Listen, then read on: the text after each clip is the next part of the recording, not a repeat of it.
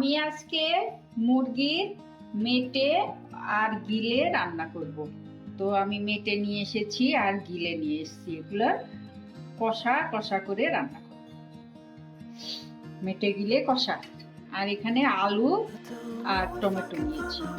আর এখানে নিয়েছি আমি রসুন বাটা, লঙ্কা বাটা, আদা বাটা, একটু টক দই নিয়েছি। আর এখানে একটু পেঁয়াজ নিয়েছি। প্রথমে আমি মেটে গিলেটাকে আমি মেটে গিলেটা একটা পাত্রে নিয়ে নিলাম। এখন আমি এর মধ্যে একটু লবণ দেব, 2 চামচ লবণ দিচ্ছি। 1 চামচ হলুদ গুঁড়ো দেব, একটু আদা বাটা দেব, একটু রসুন বাটা দেব, আর এই যে টক দইটা নিয়েছি, টক দইটা মাখানোর সময়ই দিয়ে দেব। এখন আমি সুন্দর করে মাখিয়ে নেব, মাখিয়ে একটু রেখে দেব।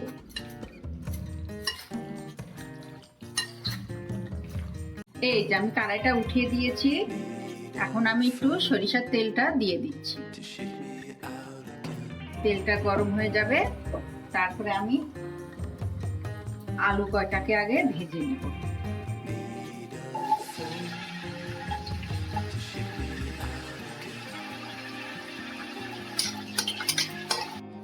এই যে আমি আলুগুলো ভেজে নিয়েছি, এখন আমি আলুগুলো উঠিয়ে নিচ্ছি।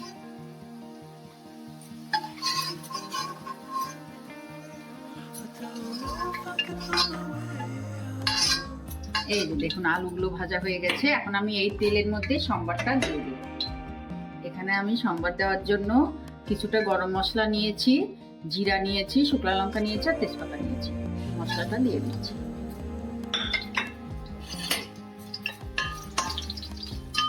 এখন আমি এর মধ্যে পেঁয়াজগুলো ভেজে দেব। আমি পেঁয়াজগুলো দিয়ে দেব। 1 চামচ লবণ দিয়ে দেব, তাহলে পেঁয়াজটা ভালো ভাজা হবে। এখন লাল করে পেঁয়াজটা ভেজে নেব। এই যে আমি পেঁয়াজগুলো ভালো করে ভেজে নিয়েছি। এখন আমি মশলাগুলো সব দিয়ে দেব। টমেটো বাটাটা দিয়ে দিচ্ছি, টমেটো কাঁচা লঙ্কা, আদা বাটা, এটা রসুন বাটা, কয়েকটা কাঁচা লঙ্কা দেব।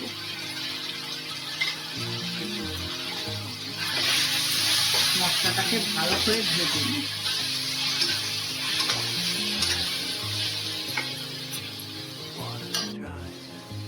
এখন আমি একটু জিরে গুঁড়ো দেব, জিরে গুঁড়ো, আর এটা ধনে গুঁড়ো। এখন আমি সবগুলো মশলা ভালো করে কষিয়ে নেব, তারপরে আমি মেটে গিলেটা দিয়ে দেব। এই যে আমি মশলাগুলো ভালো করে কষিয়ে নিয়েছি। আমি এর মধ্যে 1 চামচ শুকনো লঙ্কার গুঁড়োটা দিই, তাহলে কালারটা ভালো আসে। এখন আমি এই যে মেটে আর গিলেটা মাখিয়ে রেখেছিলাম ওটাকে দিয়ে, আমি আলু ভাজাটাও দিই। এখন আমি ঢাকা দিয়ে কিছুক্ষণ একে কষিয়ে নেব।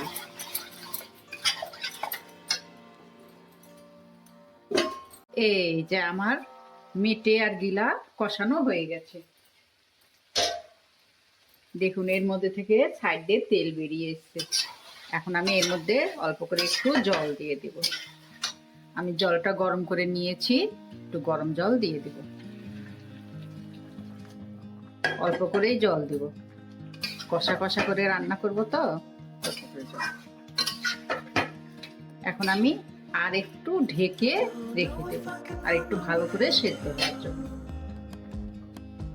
এই যে আমার গিলা আর মেটের কষানো হয়ে গেছে, দেখুন কি সুন্দর কালার এসছে।